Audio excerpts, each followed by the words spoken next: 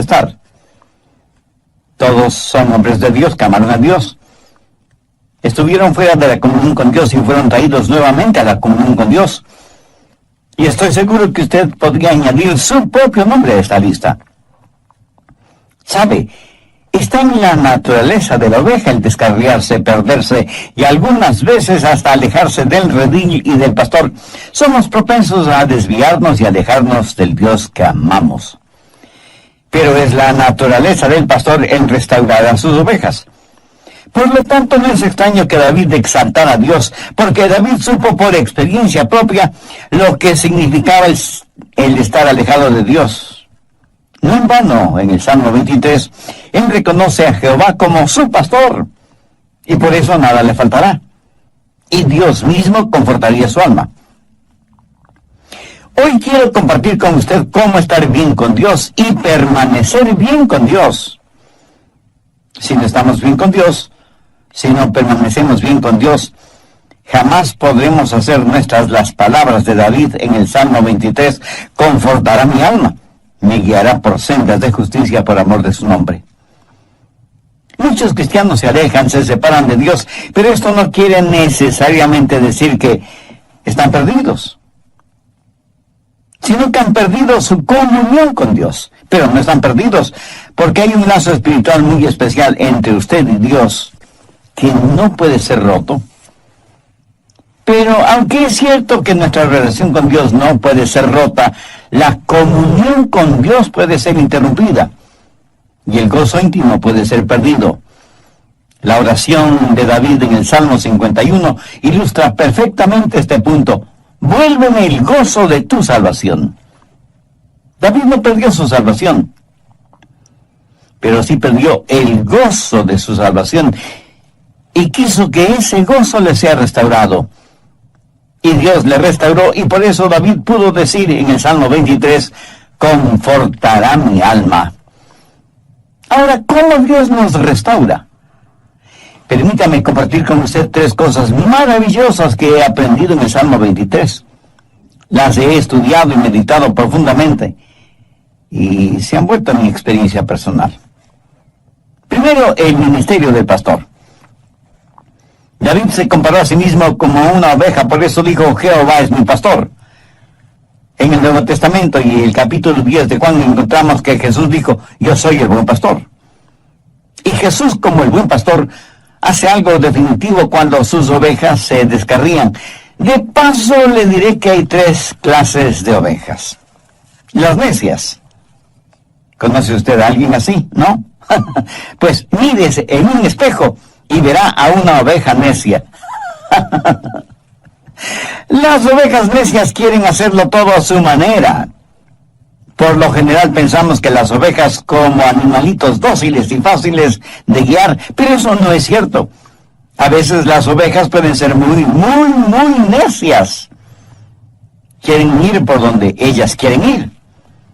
Por lo menos así lo dice el profeta Isaías. Todos nosotros nos descarriamos como ovejas, cada cual se apartó por su camino. ¿Queremos hacer? Pues lo que queremos hacer. Somos necios a la enésima potencia, y son las ovejas necias las que necesitan ser restauradas.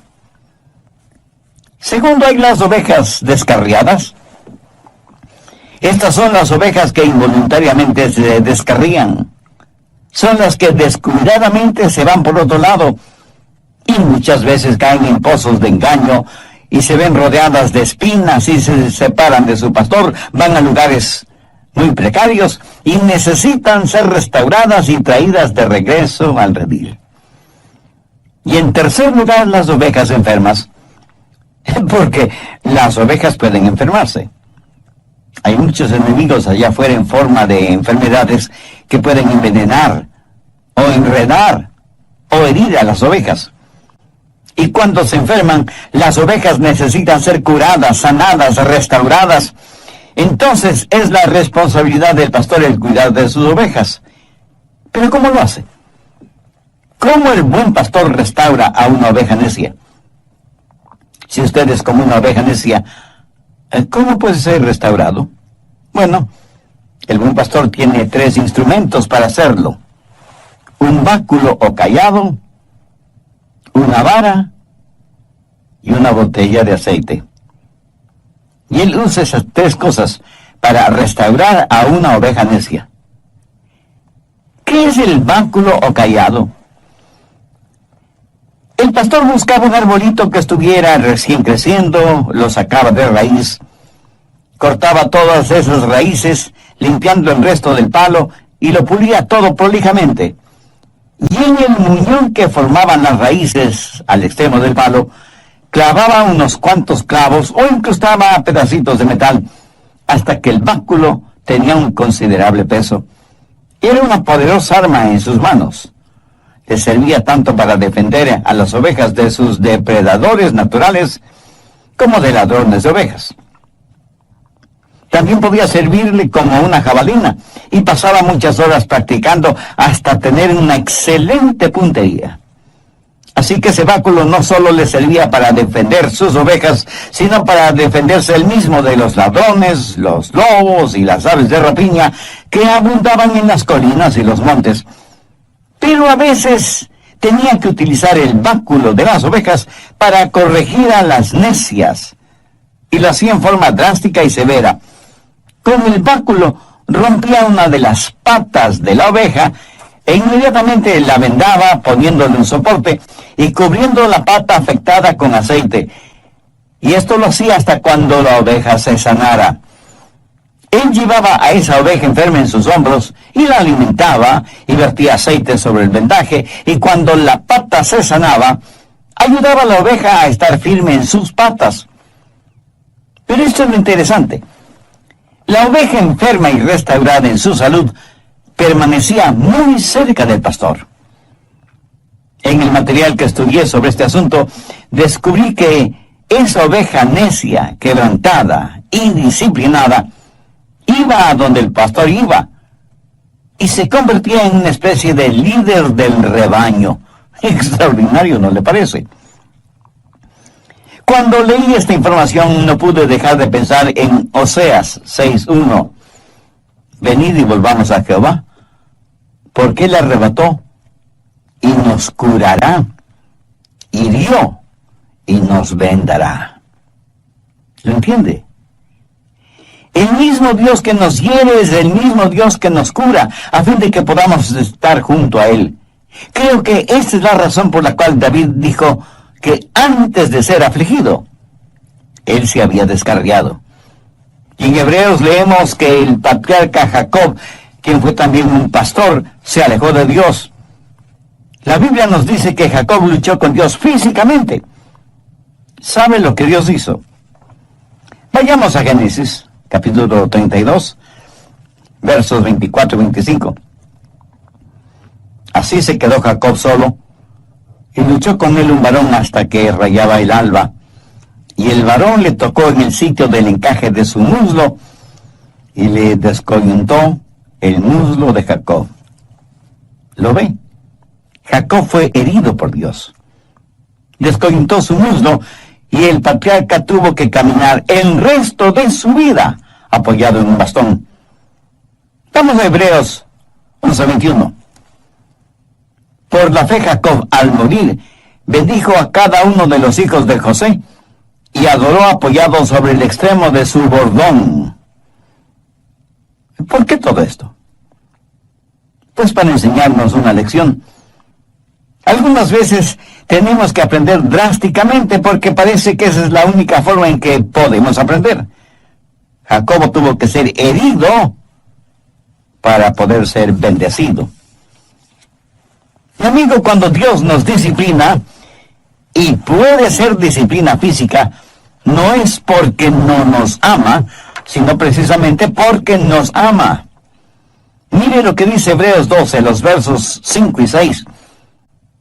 Y habéis ya olvidado la exhortación que como a hijos se os dirige, diciendo: Hijo mío, no menosprecies la disciplina del Señor, ni desmayes cuando seas reprendido por Él, porque el Señor al que ama disciplina y azota a todo el que recibe por hijo. ¿Qué padres que aman realmente a sus hijos no los disciplina cuando es necesario? Si Dios nos dejara sin disciplinarnos, no seríamos sus hijos, sino bastardos. Y aunque nuestros padres en la carne nos disciplinaron, siempre los reverenciamos, ¿verdad? Ahora, por lo tanto, no deberíamos estar sujetos a nuestro Padre en el Espíritu y vivir. Y no debemos olvidar que la disciplina que proviene de parte de Dios es para que seamos partícipes de su santidad. La Biblia dice en Hebreos 12:11, en verdad que ninguna disciplina al presente parece ser causa de gozo, sino de tristeza, pero después da fruto apacible de justicia a los que en ella han sido ejercitados. Ahora, cuando esta disciplina le llega a usted, hay tres cosas que usted puede hacer de acuerdo a lo que dice Hebreos 12:5. Hijo mío, no desprecies la disciplina del Señor. O sea, usted puede resentirse, pero sería una necedad de su parte el hacerlo, por varias razones. Primera, la disciplina revela algo. Esa clase de disciplina revela que usted es un hijo o una hija.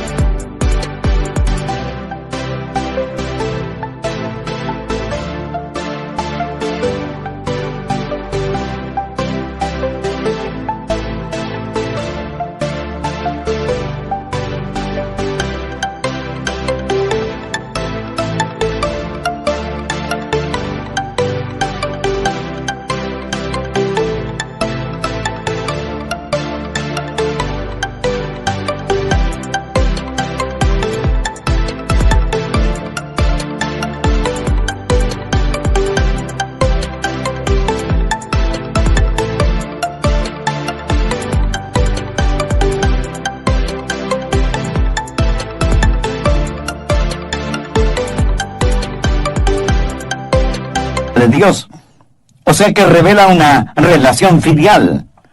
Mire el verso 6, porque el Señor al que ama disciplina y azota a todo el que recibe por hijo. Permítame repetir lo que ya dije hace algunos minutos, es porque Dios le ama que le disciplina.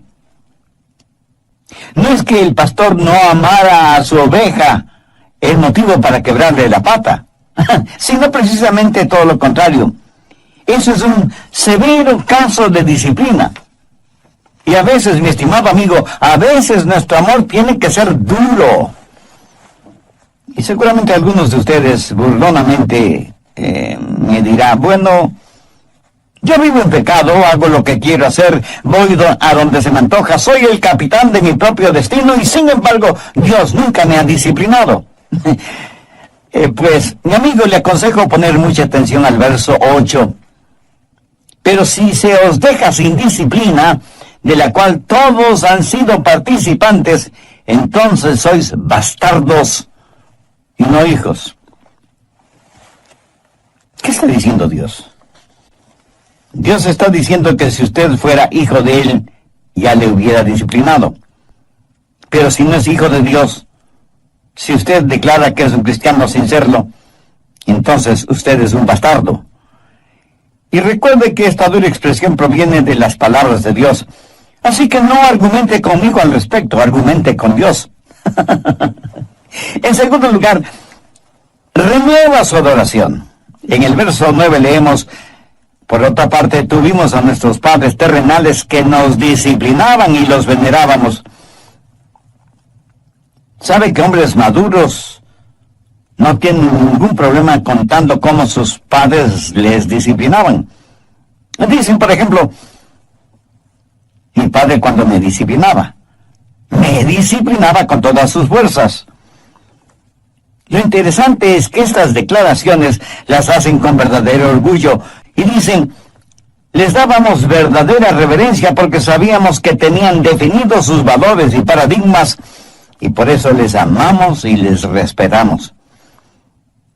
Yo siento verdadera tristeza por niños que viven en hogares en donde sus padres no les aman y por lo tanto no les corrigen. ¿Sabe que la disciplina revela nuestra relación con Dios? y renueva nuestra adoración. Ahora bien, si damos reverencia a nuestros padres terrenales, ¿no deberíamos dar adoración, respeto y veneración a nuestro Padre Celestial? Dios no está en el negocio de primordialmente hacernos saludables y felices, sino santos. Dios no le salvó para sencillamente llevarle al cielo. Ese es un beneficio extra. Dios le salvó para hacerle santo, como Él. ¿Y cómo lo hace? ¿Qué es lo que la disciplina hace para restaurar a una oveja? Revela su relación filial, renueva su adoración y restaura su comunión con Dios. ¿Le gustaba a usted el ser disciplinado, castigado por sus padres, especialmente por su papá? Cuando usted era niño y su padre le iba a castigar, corría usted hacia su papá y lleno de gozo le decía: «Oh, esto es estupendo, estoy feliz de que esto me suceda a mí. Mi papá me va a dar una buena paliza, pero me siento feliz, bendito sea Dios. Papá, tú eres maravilloso y sabio, gracias por castigarme». No, ni usted ni yo actuamos de esa manera, ¿verdad? ¿Por qué no nos gusta ser disciplinados, castigados, aunque hayan existido razones válidas para esa disciplina? Personalmente, cuando mi padre me castigaba, me disciplinaba, le debo confesar que él no me parecía ni amoroso, ni sabio, ni maravilloso. Así que, en primer lugar, menospreciamos la disciplina. En segundo lugar, no nos desmayamos frente a la disciplina. Mire el verso 5 de Hebreos 12. Ni desmayes cuando eres reprendido por él. ¿Alguna vez ha visto a un hijo, a una hija, fingir desmayo cuando ve que el castigo es inminente? Bueno, yo lo he visto varias veces. Dios ejercita disciplina y la gente renuncia a Dios. Tiran la toalla. Se convierten en trotamundos espirituales y eso es algo terrible. Mi amigo, lo que hace Dios no es para que nos alejemos de Él, sino para que nos acerquemos a Él. No desprecie la disciplina, no finja desmayos frente a la disciplina. La Biblia dice que toda disciplina tiene un propósito específico. ¿Cómo maneja el pastor a una oveja necia? Con la vara de la disciplina. ¿Y qué de las ovejas que no son necias? ¿Qué clase de oveja es usted? ¿Necia? ¿Descarriada o enferma? Recuerde que Dios no deja de amarnos porque somos pecadores. Dios no nos ama más si somos menos pecadores, de acuerdo a nuestra propia opinión, ni nos ama menos si somos más pecadores. Dios nos recibe como somos, pero por el amor que nos tiene, no nos deja como somos, sino que nos va perfeccionando cada día para que lleguemos a ser a semejanza de su Hijo Jesucristo. Esta esperanza también podrá ser suya si tiene una relación personal con Dios por medio de Jesús. Pudiera ser que usted sea una persona muy popular, carismática, muy importante e influyente en el nivel político, social y financiero. Desde el punto de vista del mundo, usted es un hombre de éxito. Pero, ¿qué piensa de usted, su esposa, sus hijos, sus amistades íntimas? ¿Qué tan importante es usted en sus vidas? El hecho de ser tan importante pudiera ser que abra todas las puertas materiales, sociales y políticas, pero jamás le abrirán las puertas del cielo. Dios no le ama porque usted es importante. Usted es importante porque Dios le ama. ¿Lo entiende? Si usted este mismo momento se arrepiente de sus pecados y hace una decisión espiritual por Cristo como su Salvador y Señor, Él le perdonará inmediatamente, estará con usted permanentemente y le salvará completamente. Y además le guardará eternamente. Recuerde que la decisión que usted haga o no haga este momento tendrá repercusiones eternas. Piensa en lo siguiente. Si usted dice que no va a tomar ninguna decisión ahora, pues ya tomó una decisión en contra de Cristo. El evangelista Dr. Lucas cita unas inquietantes palabras de Cristo: desesperación, de lodo cenagoso, puso mis pies sobre peña y enderezó mis pasos. David habla de lo mismo al compararse con una oveja que ha sido disciplinada, guiada, rescatada y protegida por el pastor. Algunas veces una mamá oveja, por estar pastando por aquí, por allá y más allá, se olvidaba de su pequeño corderito. El pastor observaba lo que estaba sucediendo y con el cayado guiaba a la mamá oveja a donde estaba su corderito. Eso es lo que necesitan hacer los pastores en nuestros días, a fin de que ovejas y corderitos estén juntos, permanezcan juntos y se desarrollen juntos. Porque el diablo está tratando por todos los medios de destruir los hogares, de destruir las familias, de romper la unidad del cuerpo de Cristo que es la iglesia. ¿Cuándo sucede eso? Cuando caemos, cuando somos débiles espiritualmente, cuando nos apartamos de Dios y nos contaminamos con el pecado. Pero gracias a Dios que Él tiene una vara y un cayado, no solo para disciplinarnos, guiarnos, rescatarnos y defendernos, sino también para mantenernos junto a Él. Pero aún hay algo más. Todos somos ovejas enfermas. Verá, cada noche el pastor traía las ovejas al redil. Recuerde que Jesús es la puerta de las ovejas. Dentro del redil las ovejas estaban seguras, pero en la puerta estaba el pastor bloqueando el mismo hueco que servía como puerta del redil. De esa forma nadie podía entrar o salir del redil sin que el pastor lo supiera. Y cada noche él las contaba y las llamaba por su nombre. Y no solo que las contaba y las llamaba por su nombre, sino que además las acariciaba. Ponía sus manos sobre sus ovejas y hundiendo sus dedos en la lana y mirando atentamente, buscaba por si su oveja tenía alguna herida o por si algún insecto se había adherido a la piel de la oveja.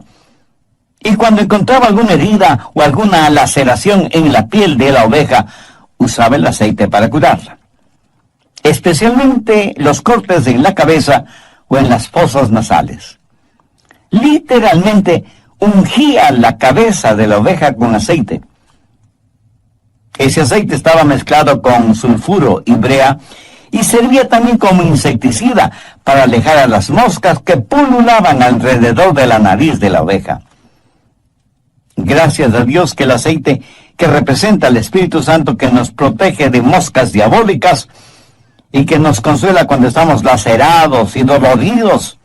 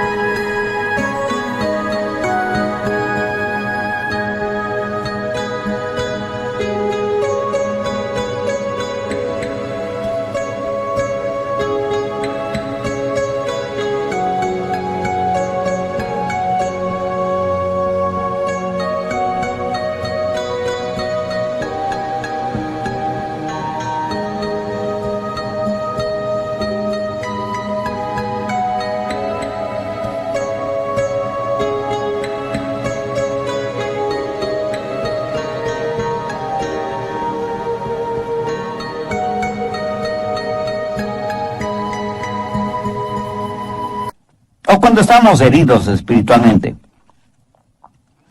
Nuestro buen pastor nos conoce, y nos conoce por nombre, y nos restaura, y nos sana, y nos cuida, para que siempre estemos junto a Él. El buen pastor David tuvo todas esas cosas en mente cuando dijo, confortará mi alma. David fue necio, y tuvo que ser quebrantado. Se desvió del camino y tuvo que ser traído de regreso. Y aunque estuvo herido de gravedad, Dios le sanó. Le agradece a Dios usted cuando le disciplina, cuando le corrige. Y pienso en mi propia vida. Y sé que estoy vivo porque mi buen pastor usó conmigo su vara, su cayado y su botella de aceite. ¿Puede usted decir lo mismo? ¿Puede recordar las veces en que Dios usó su vara y su cayado en usted? Yo sí me acuerdo. Pero Él no solo ha usado su vara y su cayado en mí, sino también su aceite curador, sanador, renovador. Yo doy gracias a Dios por su Hijo, mi buen pastor, el que conforta mi alma. En tercer lugar tenemos la maestría del pastor. El buen pastor no solo que restaura nuestra alma y nos guía por sendas de justicia, pero para restaurarnos Él tiene que tener dominio sobre nosotros. Y cuando tiene dominio sobre nosotros nos guiará, será nuestro maestro, nuestro mentor. ¿Sabe cuál es el triste problema para muchos seres humanos? Que están más interesados en ser restaurados físicamente que en ser sanados espiritualmente. Si es que usted no camina desde la restauración hasta la justificación, usted estará de regreso a los mismos viejos problemas. Muchos quieren caminar rectamente, pero no en el camino de la obediencia a Dios. Recuerde que a quien mucho se le ha perdonado, mucho debe amar. Debemos ser como la oveja con la pata quebrada que quiere estar junto a Jesús, porque Él es un maestro que quiere guiarle para que usted nunca se desvíe. Así que, ¿cuándo aprenderemos? ¿Cuántas veces más resbalaremos y caeremos antes de aprender a estar juntos?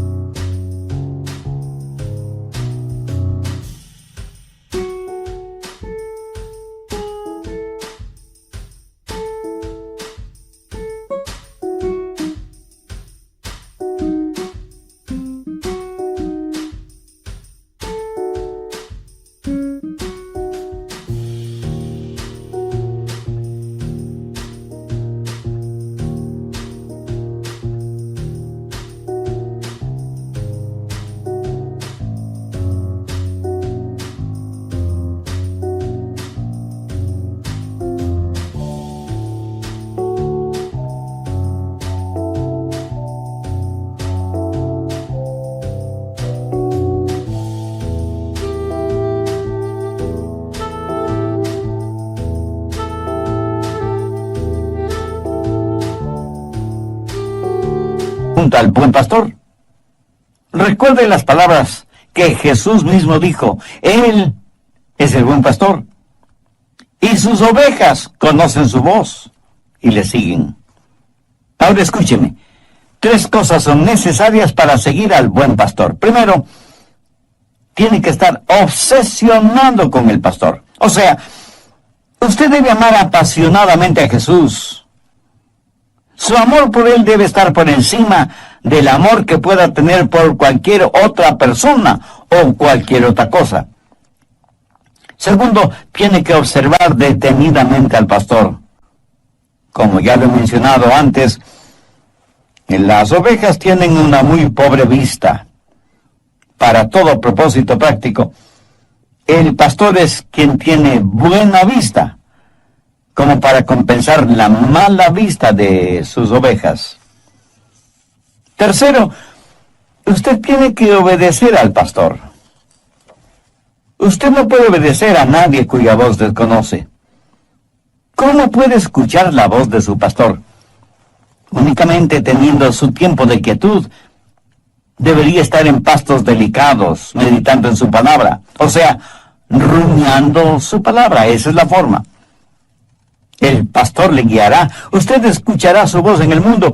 Jesús manifestó que sus palabras eran espíritu y vida, y que Él había venido para que podamos tener vida y vida en abundancia.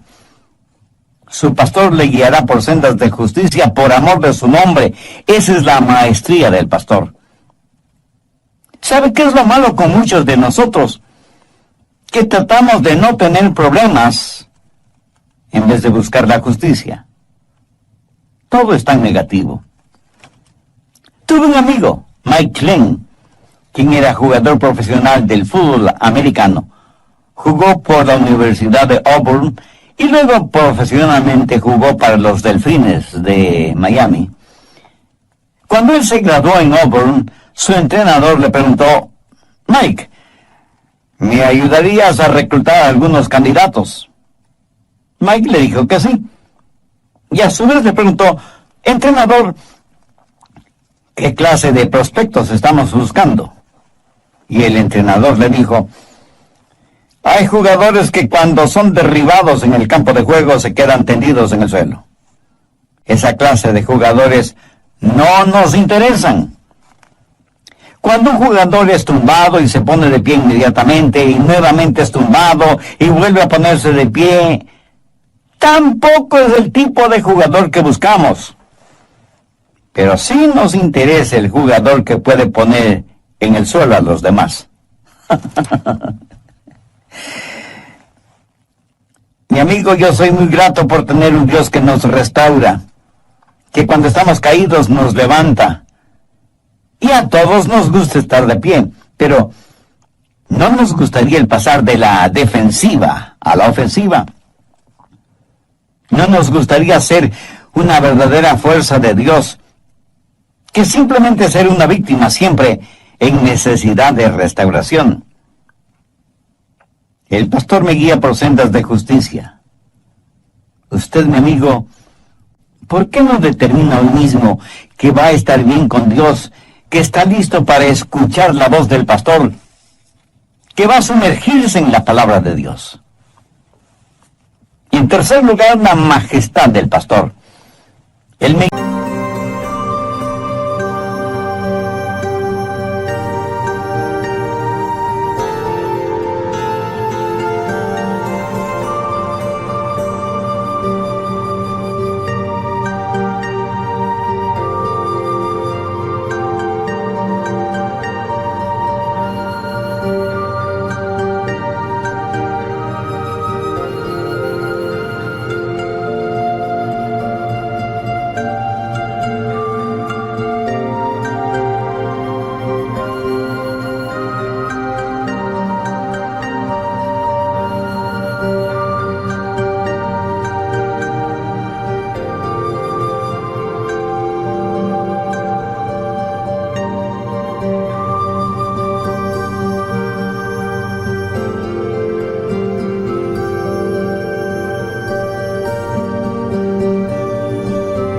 guía por sendas de justicia.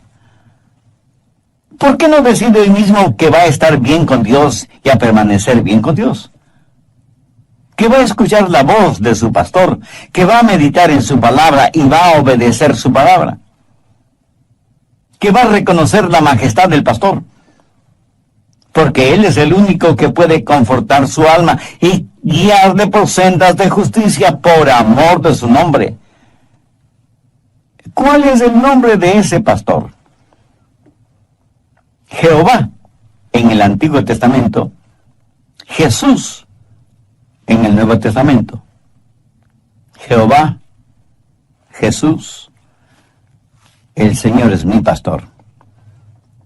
Verá, el nombre y el honor de Dios están en juego por la forma en que usted y yo vivamos. Y todos, creyentes y no creyentes, seremos juzgados por él. Muchos piensan que tendrán un pastor de acuerdo a la clase de ovejas que son. Escúcheme, el honor, la reputación del pastor se basa en la actividad, el bienestar y la obediencia de las ovejas. Jesús nos enseñó a orar: Padre nuestro que estás en los cielos, santificado sea tu nombre. El rey Salomón dijo que el nombre de Jehová era como bálsamo. Voy a compartir con usted algo muy interesante. El nombre de Jehová era el sagrado y solemne nombre en todo el Antiguo Testamento, pero no se lo encuentra ni una sola vez en el Nuevo Testamento. ¿Por qué? Porque Jesús es nuestro Jehová. Él es nuestro buen pastor. ¿Sabe lo que significa el nombre de Jesús? Significa Jehová salva. Eso es lo que literalmente significa. Leemos en Mateo 1:21, y llamará su nombre Jesús, porque Él salvará a su pueblo de sus pecados. Ese fue el mensaje del ángel a María. Por lo tanto, mi estimado amigo, si Él es mi pastor y yo soy su oveja, yo no quiero traer deshonra a su nombre. Proverbios 22:1 dice, de más estima es el buen nombre que las muchas riquezas. Cuando nuestros hijos eran pequeños, yo les llevaba a la escuela y les decía, al despedirme, recuerden que les amo mucho, pero también quiero que recuerden quiénes son y a quién en realidad pertenecen. ¿Saben? Yo creo que el Señor les dice lo mismo a sus ovejas. Recuerden quiénes son y a quién pertenecen. Ustedes son mis ovejas. Mi nombre está fundido con el de ustedes. Y quiero guiarles por sendas de justicia por amor a mi nombre. Amigo, permítame hacer una confesión. Yo preferiría morir antes que traer deshonra a mi esposa, mis hijos, mis padres y sobre todo a Dios. ¿Quién me da la fortaleza? Pues mi buen pastor, quien me pone en la senda correcta cuando me desvío, y lo hace día a día. Por eso hay en mi corazón siempre el deseo de glorificar su nombre. ¿Siente usted de la misma manera? Espero que sí. Alguien dijo que el nombre de Jesús es todos los aleluyas en 5 letras. Y eso es verdad. Usted y yo seguramente conocemos a personas sumidas en el pecado y ningún mero mortal puede salvarles. Pero hay un nombre, un precioso nombre, que perdón y pureza puede darles. Hay vidas que están perdidas, prisioneras de las cosas terrenales, pero hay un hombre, Jesús, que del pozo de las tinieblas puede sacarles. Mi amigo, ¿no le parece eso extraordinario? El ministerio del pastor, la maestría del pastor, la majestad del pastor, Jehová es mi pastor, nada me faltará. Por favor, en el Nuevo Testamento de su Biblia, busque la segunda epístola de Pablo a Timoteo, capítulo 2. Veamos el versículo 19. Pero el fundamento de Dios está firme, teniendo este sello. Conoce al Señor a los que son suyos, y apártese de iniquidad todo aquel que invoca el nombre de Cristo. Jehová es mi pastor. Nada me faltará. En lugares de delicados pastos me hará descansar, junto a aguas de reposo me pastoreará. Confortará mi alma. Me guiará por sendas de justicia, por amor de su nombre. Aunque ande en valle de sombras de muerte, no temeré mal alguno, porque tú estarás conmigo. Tu vara y tu cayado me infundirán aliento. Aderezas mesa delante de mí en presencia de mis angustiadores. Unges mi cabeza con aceite. Mi copa está rebosando. Ciertamente el bien y la misericordia me seguirán todos los días de mi vida, y en la casa de Jehová moraré por largos días. Mi amigo, mi amiga, es Jehová su pastor. Como una oveja tímida, indefensa, manchada y descarriada, ¿no quisiera sentir la amorosa y protectora mano del pastor sobre usted? Si usted aún no tiene una relación personal con Dios por medio del Señor Jesucristo, le invito a hacer esa decisión, la más importante decisión de su vida. Piensen en lo siguiente. Si usted dice que no va a tomar ninguna decisión ahora, pues ya tomó una decisión, pero es una decisión en contra de Cristo. El evangelista Dr. Lucas cita unas inquietantes palabras de Cristo cuando dijo: el que no es conmigo, contra mí es, y el que conmigo no recoge, desparrama. Voy a decir una sencilla oración, y si usted así lo desea, repítala conmigo, pero dígala con fe, sinceramente, depositando toda su confianza en Jesús. No se sienta incómodo hablando con Dios. aún silenciosamente podrá hablar con Él, porque Él conoce las intenciones y motivaciones de su corazón. Querido Dios, reconozco que he vivido en necedad espiritual por mucho tiempo y quiero dejar de hacerlo. No solo he sido necio, sino también un pecador rebelde, que vengo a ti en busca de tu misericordia. Dame la fuerza espiritual para nunca avergonzarme de ti o de tu palabra, y ayúdame para que yo no sea una vergüenza para ti o